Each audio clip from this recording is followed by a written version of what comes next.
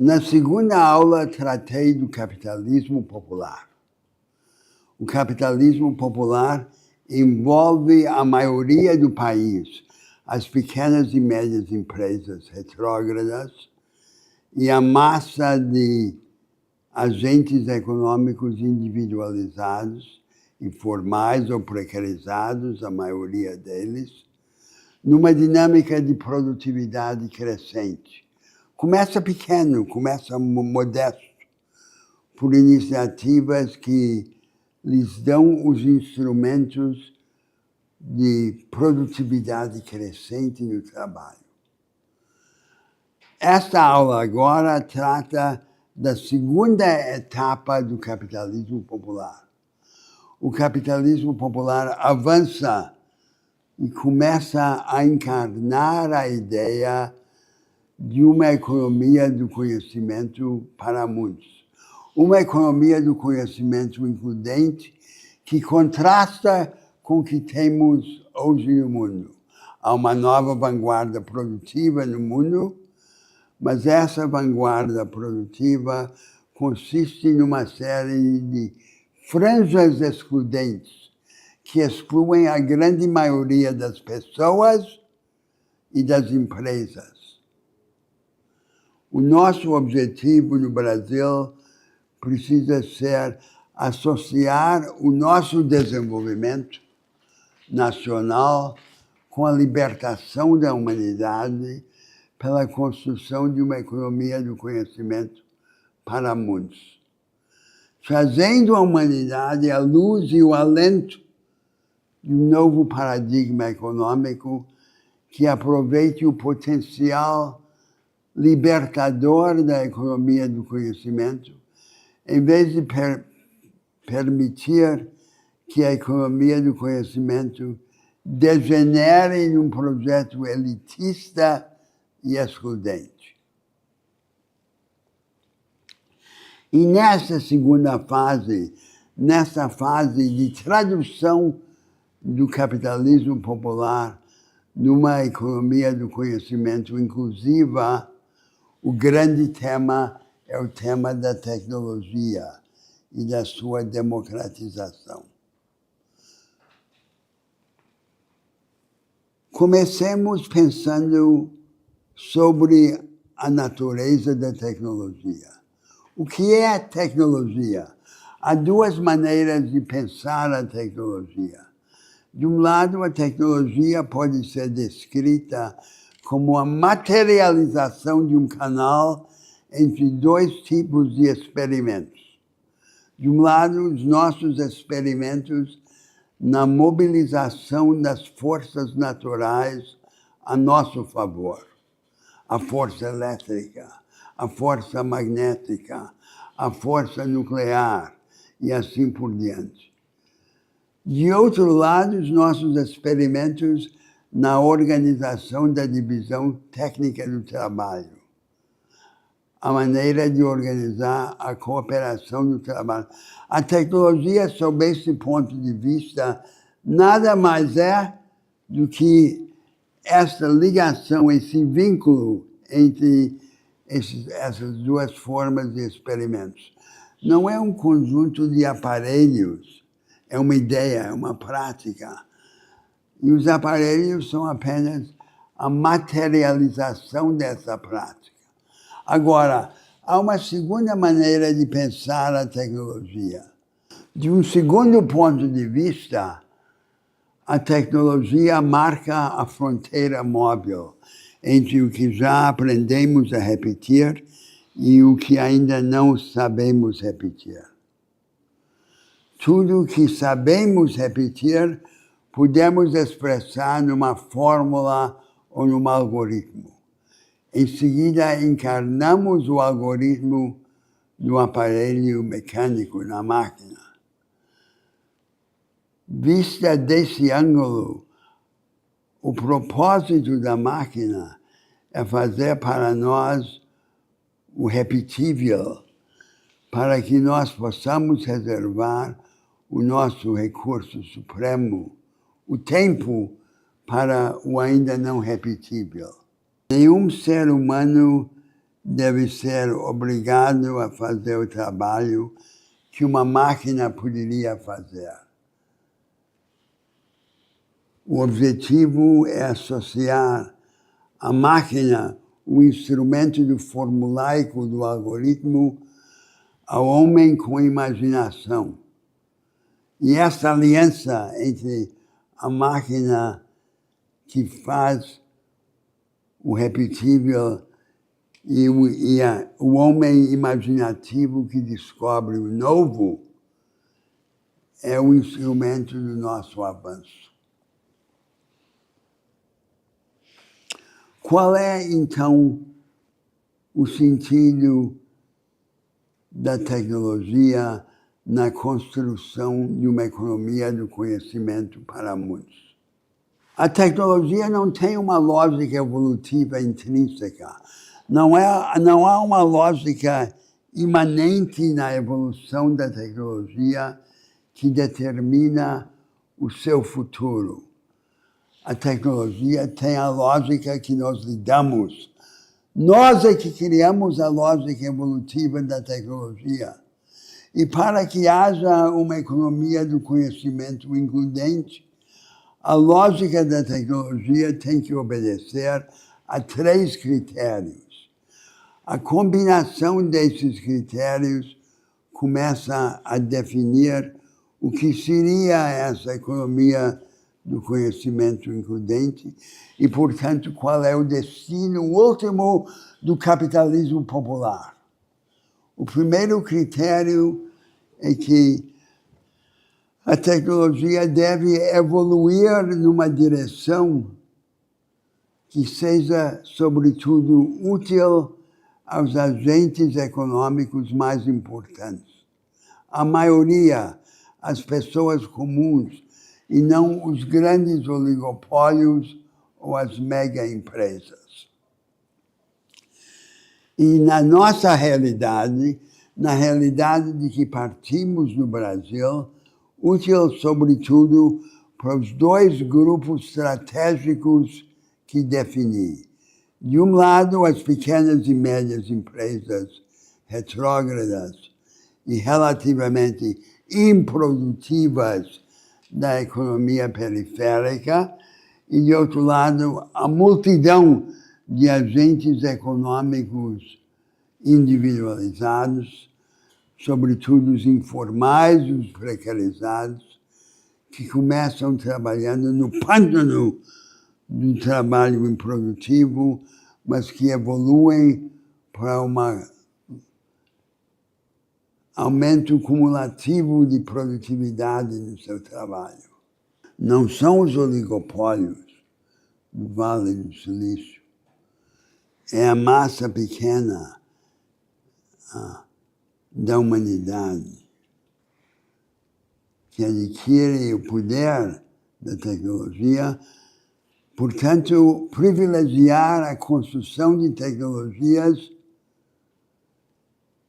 que sejam assimiláveis por esses agentes de acordo com sua capacitação crescente de assimilar, entender e operar. O segundo critério é que a tecnologia evolua num rumo que priorize o equipamento e o empoderamento do trabalhador, e não a substituição do trabalho pela máquina.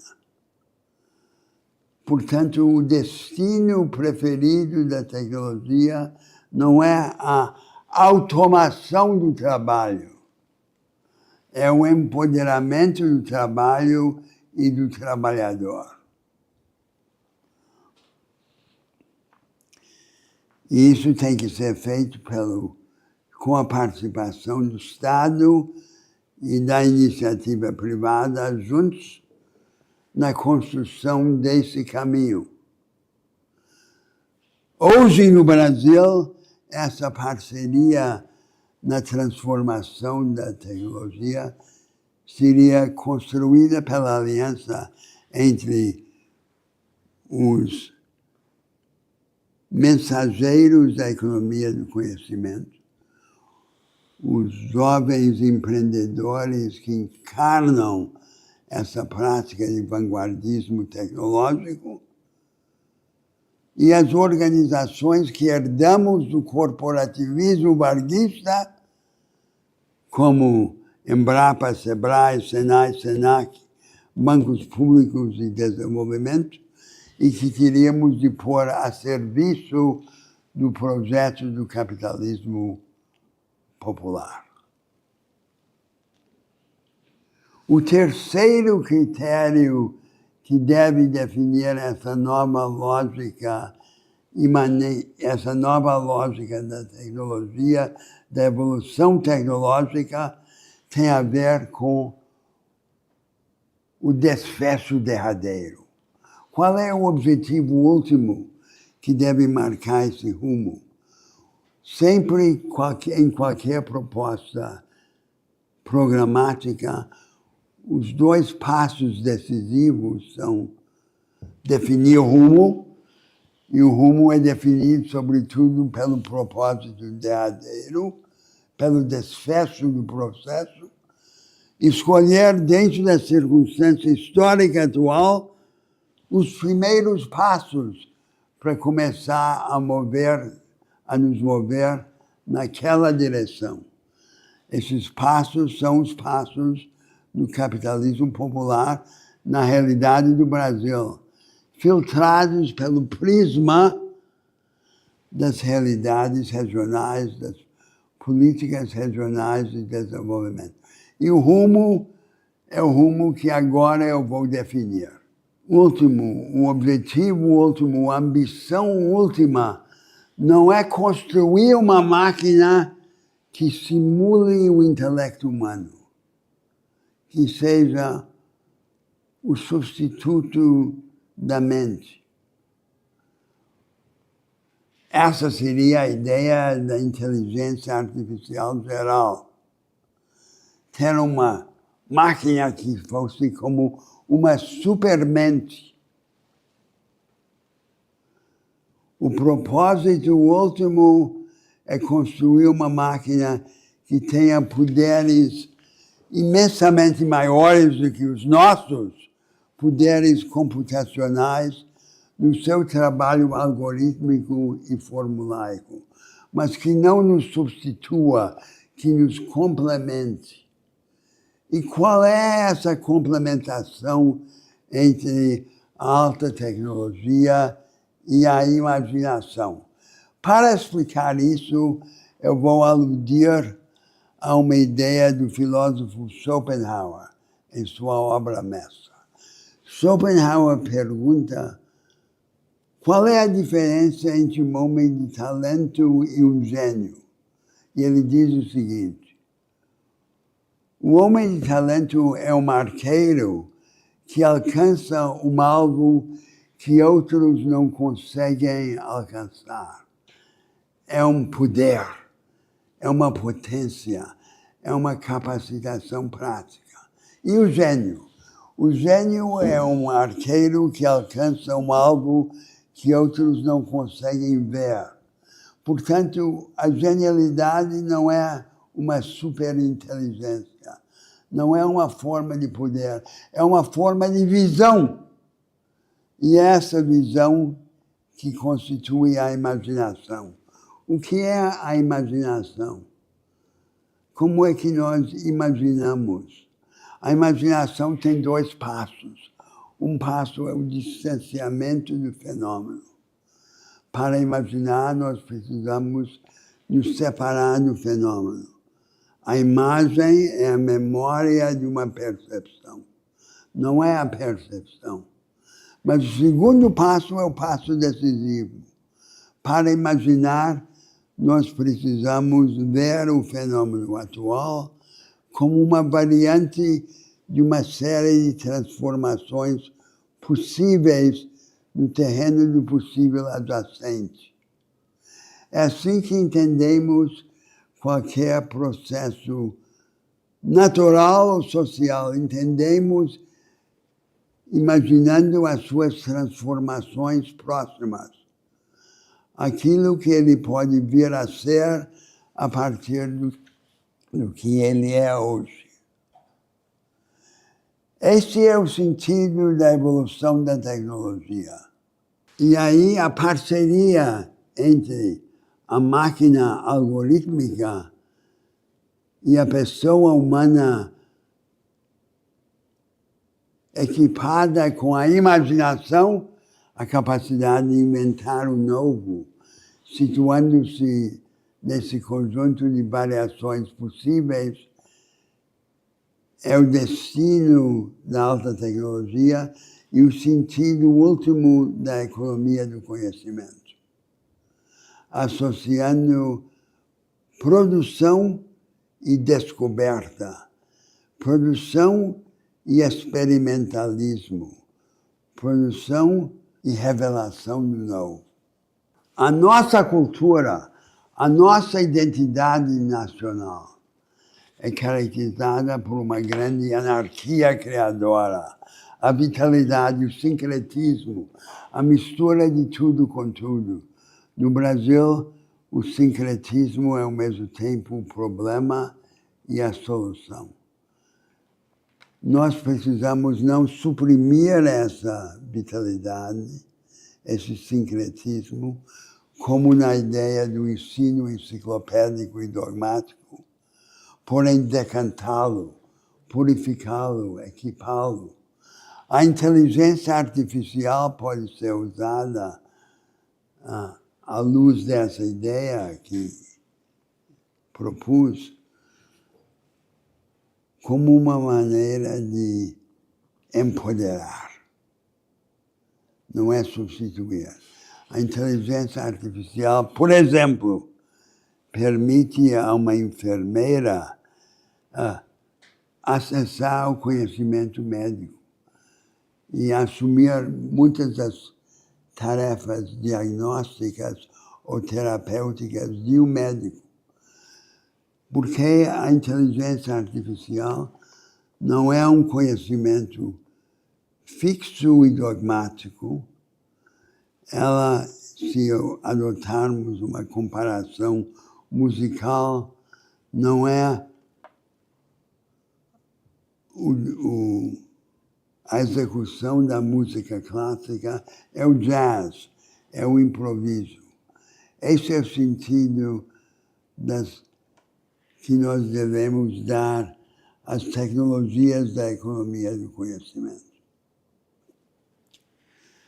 Vamos dançar nesse novo baile, que é o samba, o tango.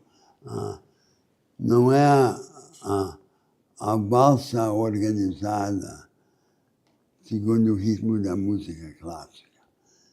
Essa é a transformação ao mesmo tempo espiritual e prática que nos traria a economia do conhecimento.